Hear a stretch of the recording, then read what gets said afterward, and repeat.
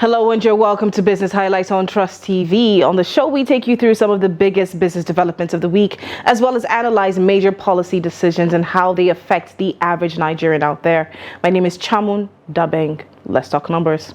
Now, it's been 2 weeks since the subsidy removal was implemented, and the ripple effects continue to rear its head as Nigerians adjust to the new realities. We'll be getting into that right after the break.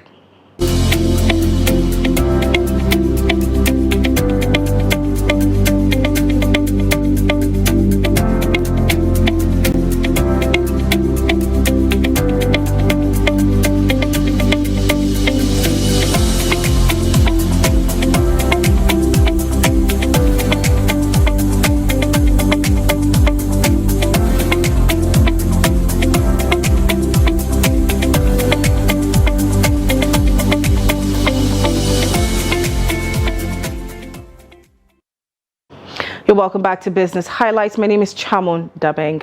Now, Nigerians are struggling to adjust to the harsh realities of the subsidy removal as prices of goods and services have now skyrocketed through the roof. Now, due to an increase in the price of fuel, we're now seeing the price of foodstuff hit the roof. Now, let's take a look at this report. Increase in the pump price is reflecting in the price of goods and services in the market. Nigerians are now paying higher to purchase foodstuff and other necessities in the market. The situation, Kaduna residents say, is biting hard on them. After the increase of the price of fuel, it's drastically affected everything in the market. You see products that we're getting, a product that you're getting normally for maybe 100 naira, be skyrocketed. Sometimes they double the price. Like in the market now, you hardly find anything that has to do with price control. You ask me, the price of goods are very good. It's going high every day. If you come to today's market to buy something, before you know, tomorrow it will add more. We are now paying higher for the transportation of goods we buy from far places, and we have to include it in the price of items we sell. For this resident, the government should look into the plight of Nigerians and ease their suffering. They are appealing to government to introduce programs and policies that will stimulate the economy. A call to the government regards to the opening of the border. The idea is good. You know, when we have inflow of goods to Nigeria and we are exporting goods to Nigeria, you know, the economy will boost. We have, you know, and people will have something doing. For me, for my take on that, I think the borders should be open, because the essence of closing those borders was to control prices and also for us to appreciate our domestic commodity. Example, you see rice. They were like, if we should close the borders, people will not import rice again and the price of rice will go high. Now, if you can see, the local rice that we have here is only the high and the mighty that can afford it. The common man finds it difficult to afford the common rice. To hit the nail at the point is to resist the high cost of imposing taxation on goods. You understand me? If they can reduce the high cost of imposing taxation of goods, you see the cost of living will be reduced to be minimal. The reality of subsidy removal is here, though many Nigerians are expecting palliatives from government to ease the cushion its biting effect.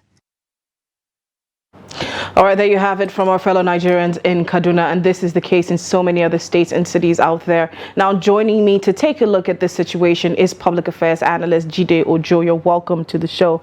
Thank you. There's been so many ripple effects. We've seen it extend to so many different areas in the cost of transportation and the cost of foodstuff. As a matter of fact, we've even seen motorcyclists in Cameroon protesting the hike that we have. Now, Nigerians are seeing the price of fuel go from 185 to 537 in Abuja. And of course, those prices differ depending on the state that you're in. Now, what do you make of this situation and the ripple effects that it has caused so far? Thank you. Good afternoon, back at Jimof, everyone. What's happening is not extraordinary, and is expected as a fallout of the removal of the fuel subsidy. Whether now or in future, we have to face that reality ourselves. Many of us said it under Buhari when the Petroleum Industry Act was signed and he decided to play politics by extending fuel subsidy for another 18 months, we know that whether we postpone it for another 5 years, we are still coming to the reality of having to remove this subsidy. And so and you know the inflation is already double digit. We are talking of about 22.5% 22.22 inflation. So rising cost of commodity had been there. So it's only got triggered further by the removal of subsidy. But so it's not like this is the sole contributing factor to what we're seeing now. Fuel subsidy was just another opportunistic infection, if I can use it that way. So it's been there. It's not as if the price was rock bottom. And usually for foodstuffs, you also need to look at indicators like whether it's the season for that particular grain or for that particular agricultural produce. Because, for instance, even before the removal of subsidy, you can't get 200 naira tomato in the market. So this just eats it because of the transport, and then the transport has a ripple effect. Everybody has to adjust themselves. But something that is out to me is the likelihood of the palliatives that is being envisaged, and quite a number of organizations and even government have reacted in the different ways. For instance, Kwara State and Edo State government have said they are reducing the number of days workers who come to office, so from 5 to 3 days. A senior friend of mine said in their organization what they have resolved is that many of their workers will work virtually, and that for those who are on roster to come on a particular day, they get 1,000 naira transport subsidy from the office, and instead of working from 8 a.m. to 5 p.m., they will work 9 a.m. to 3 p.m. So that's another. And these are some interventions that are actually coming up. We're seeing it coming from states. We're seeing it coming even from private organizations. Try to ease situations for Nigerians. But how long can we continue on these type of interventions, even with the use of palliatives? How long can we continue with these palliatives? Shouldn't there have been a better process to lead the country into subsidy rather than just yanking it off the way it was actually yanked off? I mean, especially looking at Nigeria's fragile economy and the fragile state of so many Nigerians and their pockets. Chamo, let's face our demo. That's the truth. See, when you say ceteris paribus in economics, it means all things being equal. Has everything ever been equal? See, 18 months stopgap by Buhari after signing the PIA, Petroleum Industry Act, in August or thereabout of 2021 was to prepare us. You understand? 18 months is almost 2 years to prepare us for this time. So what did they do? They tried to source money to repair the Port Harcourt refinery, to repair Warri and Kaduna refineries. But ceteris paribus, all things being equal, they told us those repairs, turnaround maintenance will be done in 18 months. 18 months was supposed to lapse in December 2022. Now, they came with another Dogo Turechi. Sorry, it cannot be completed, but it will be done first quarter of 2023. From first quarter, it became second quarter of 2023. From second quarter, what Mele Kyari is telling us is now is going to be December 2023. That is on the part of government. On the part of Dangote, that we were so optimistic that it was going to set sail in terms of start production by end of December 2022. That's what we were told.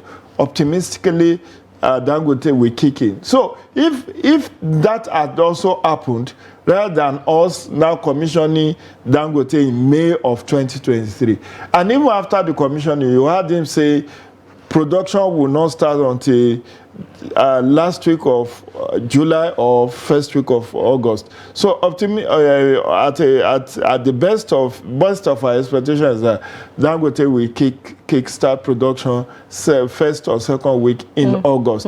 Now, this subsidy was removed in June May, end of May. So that's June, July. This will be with us. We'll look for subsidy. People are talking of CNG, the powered mass transit buses. That's compressed natural gas. Some are talking of electric buses, which Lagos has set the pace with Oando company that they are supplying 100 buses to Lagos. And of course, in the course of the week, we also had the one facilitated by Governor Dakpa Abiodun of Ogun State, where they said they are going to donate 100 mass transit. I mean, the major marketers.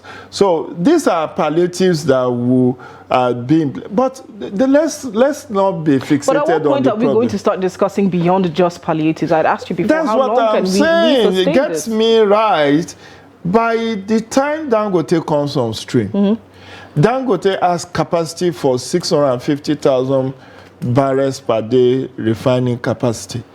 And our domestic consumption is at 450,000 barrels. So it can sustain us. But along the line, we have said what you and I, media, civil society should be doing is to hold government to account. That 1.5 billion they went to borrow from China, Exim Bank to fix Port Harcourt refinery.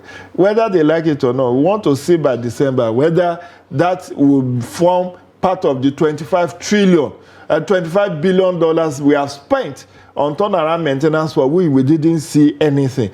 Because look, there must be an halt to these leakages in our economy. This first subsidy, did you know it was meant to last for 6 months in 1991? 6 months. It has lasted us 32 years. If you don't cut it, I mean, the labor, ordinary citizen will continue to kick.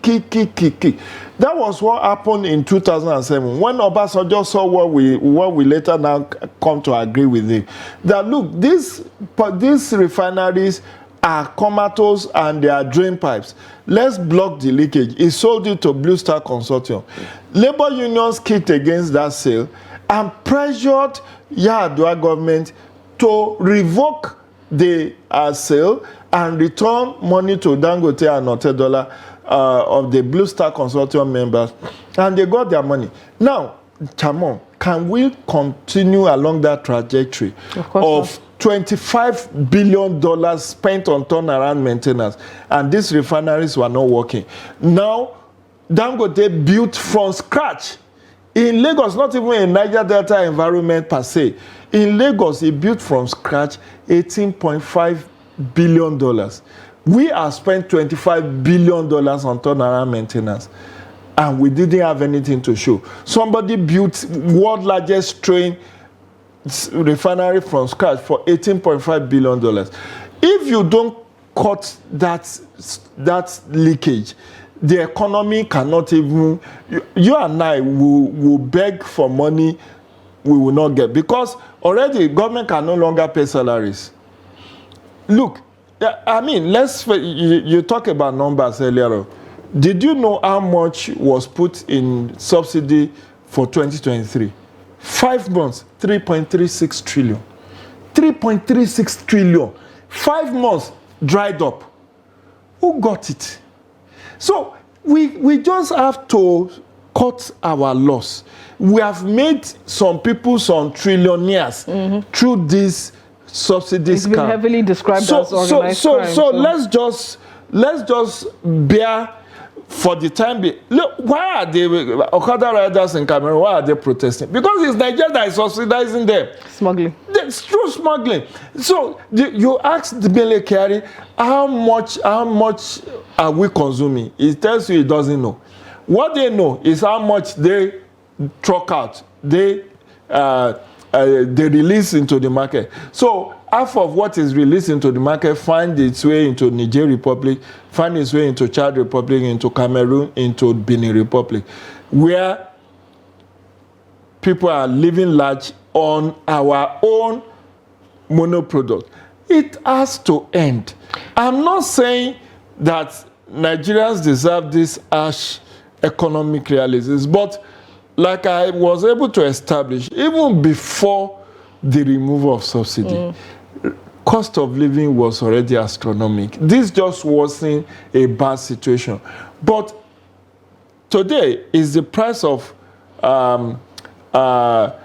what's it called? Is the price of cooking gas not coming down? Yeah, it's actually. In a way, one or two, even Jete one, we are told is also coming down. That is the beauty of deregulation. It will go up because of initial shock. The people will want to cash in, but after a while, and I am believing before the end of this year, 2022, the price will further fall. Because the moment Dangote comes on stream, although we will not be back to selling or buying at 200 naira per liter, but it may come down to like 300, 350. You understand? Because then the issue of import subsidy will not be there. All right. All right. So we'll go on a short break, and when we get back, we'll continue on our discussion. Don't go anywhere.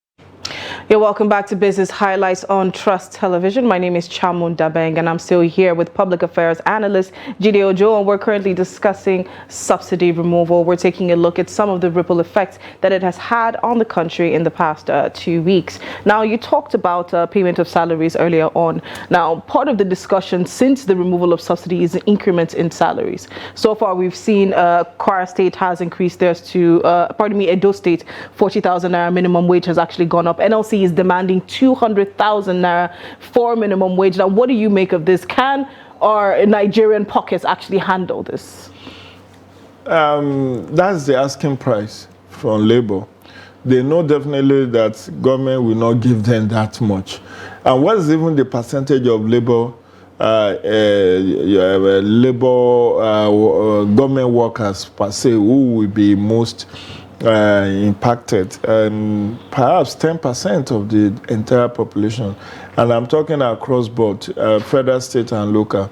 So definitely you will not have government give that kind of percentage increase from 30,000 minimum wage to 200,000, but it may come down to 40, 50,000 ultimately. But ability to pay is something else. Many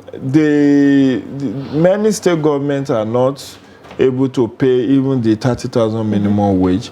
And if you set minimum wage without corresponding productivity, it's just going to spike inflation.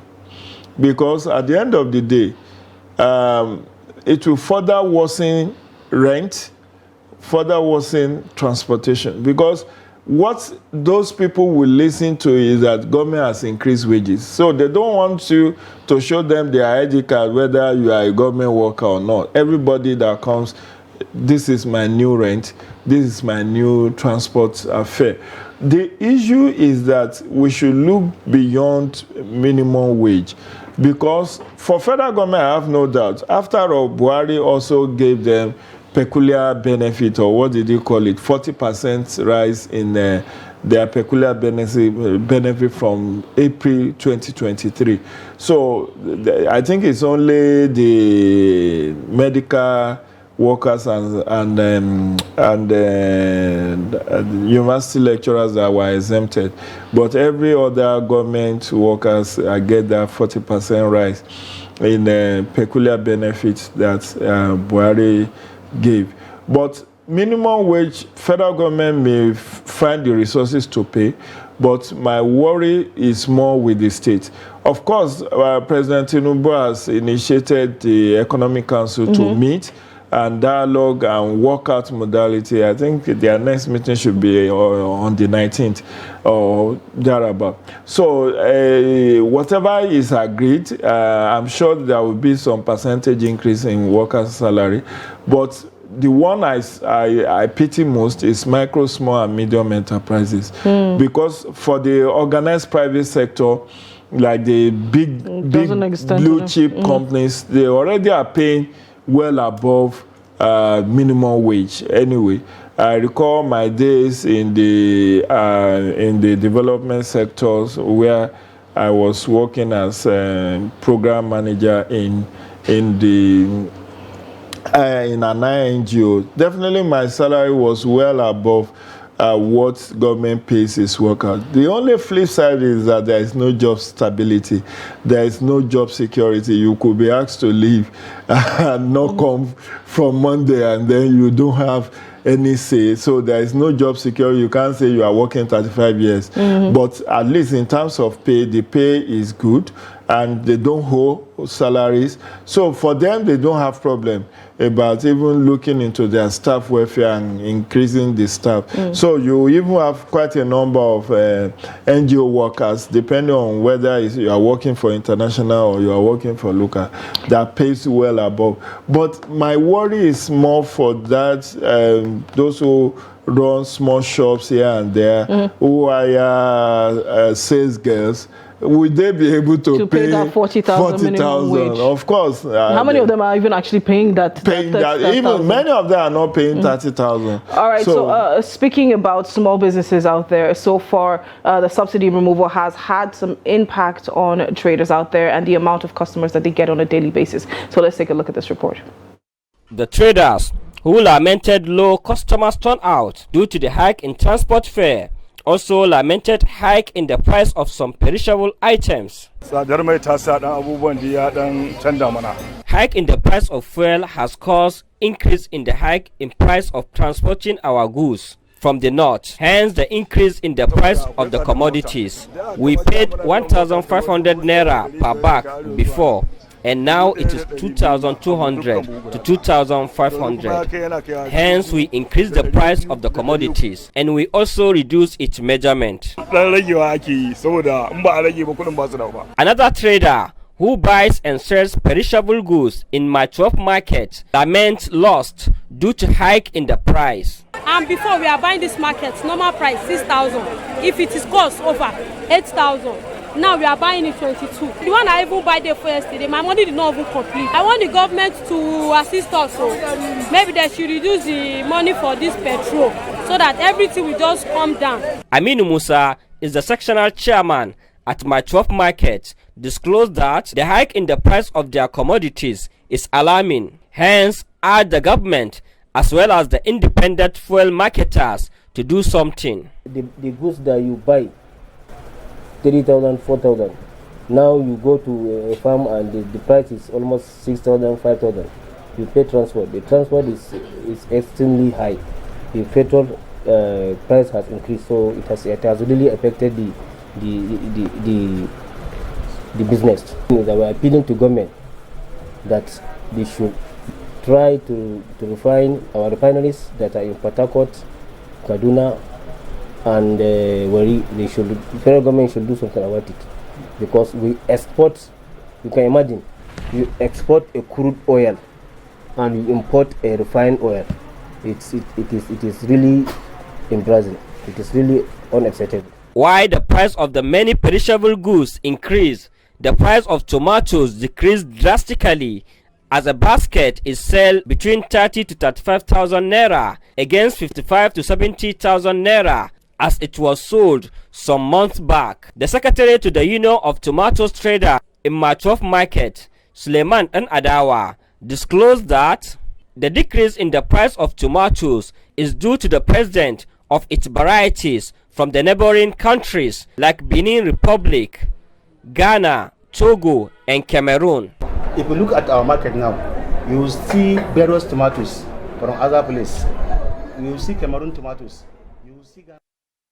All right, so you see the struggle of traders out there, of course, because there's an impact on the pockets of Nigerians. There is low turnout in the market areas. Now, what do you make of this? How do businesses, small businesses actually, survive this? How do they recuperate after this?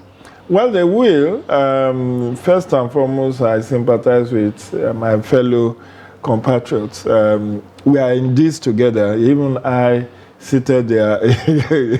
many of us have had to resort to borrowing to augment whatever little income we are able to make, because salary is, you still have to pay fees, pay rent, pay school fees and the rest of it. So things will normalize in due course. What I just need from our government is transparency and accountability. A lot of us are not asking the right question. What happens to the savings we are likely going to make? If in 2022 we spend 6-point-something trillion on subsidy, and in 2023 we spend 3.36 trillion. So let's assume from the second half of 2023 we are saving another 3.5 or thereabout trillion. Where does that go at the end of the day? All right, Yes, the president at the inauguration said he wants to improve health, education, and infrastructure. But we need to know, are we going to have another Shopee, another PTF, that we will see, civil society and media will be able to monitor that, okay, it's from the savings that we made from the subsidy that we are using to do this road. So transparency, transparency and accountability is very important. The good thing is, at the end of the day, there is a silver lining in all of this. Yeah, sure. So hopefully Nigerians will get to witness that. Well, unfortunately, we have run out of time, and I'd like to thank my guests in the studio. Thank you so much, Public Affairs Analyst Jide Ojo, for being a part of the show today. And to our viewers out there, thank you so much for joining us today. Please do follow us on our social media platforms. You can find us at Trust TV News on basically any social media platform out there. All right, my name is Chamun Dabeng. Please come back again. Let's talk numbers.